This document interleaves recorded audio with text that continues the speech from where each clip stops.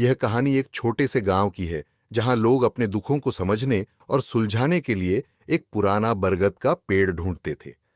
इस पेड़ को गांव वाले सुख का पेड़ कहते थे। कहते हैं इसके नीचे बैठने से लोगों के दिल की सारी पीड़ाएं हल्की हो जाती थीं और उनके मन को शांति मिलती थी। गांव में एक साधारण सी महिला माया रहती थी। वह दिन रात मेहनत करती थी, अपनी खेतीबाड़ी में व्यस्त रहती और गांव के बच्चों को प्यार से समझाती। माया का जीवन वैसे तो खुशहाल था, लेकिन एक दिन उसकी दुनिया जैसे पल भर में बदल गई। उसके पति अर्जुन, जो उसके लिए सबसे बड़ा सहारा थे, एक दुर्घटना में बेमौत मारे गए। अर्जुन की मृत्यु के बाद माया की दुनिया वीरान हो गई, जैसे कोई चीर कर उसके दिल को छोड़ आया हो। उसकी आंखों में आंसू थे, लेकिन उसने कभी किसी से अपने दुखों की बात नहीं की। वह सोचती रही, क्या अब कभी इस दर्द से बाहर निकल पाऊंगी? उसका मन रोज यही सवाल करता और वह हर दिन अकेले ही दुखों से जूझती।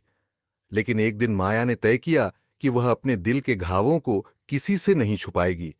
वह सीधे उसी पेड़ के नीचे बैठने चली गई जहां गांव वाले अक्सर शांति पाते थे।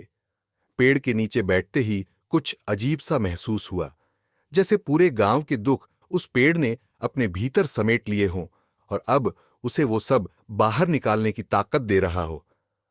माया ने अपनी आंखें बंद की और धीरे धीरे जैसे उसका दिल हल्का होने लगा। वह सोचने लगी, क्या ये दुनिया सचमुच इतनी बेरहम है? क्या मेरी जिंदगी अब अंधेरे में ही रहेगी? और फिर उसे एहसास हुआ कि वह सही नहीं सोच रही थी।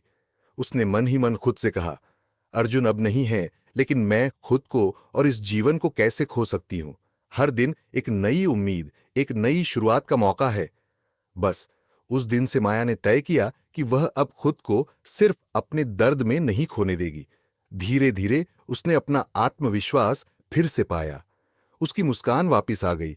उसने फिर से बच्चों को पढ़ाना शुरू किया, खेतों में काम करने लगी और गांव वालों के साथ अपनी दिनचर्या को वापस जीने लगी।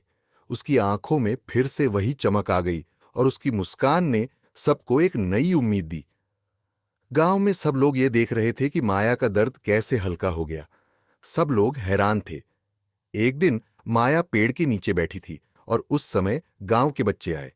माया ने उन्हें देखा और कहा, देखो बच्चों, जीवन में कभी भी कोई परेशानी या दुख आ सकता है, लेकिन अगर हम इसे समझते हुए आगे बढ़ते हैं तो हम कभी हार नहीं सकते।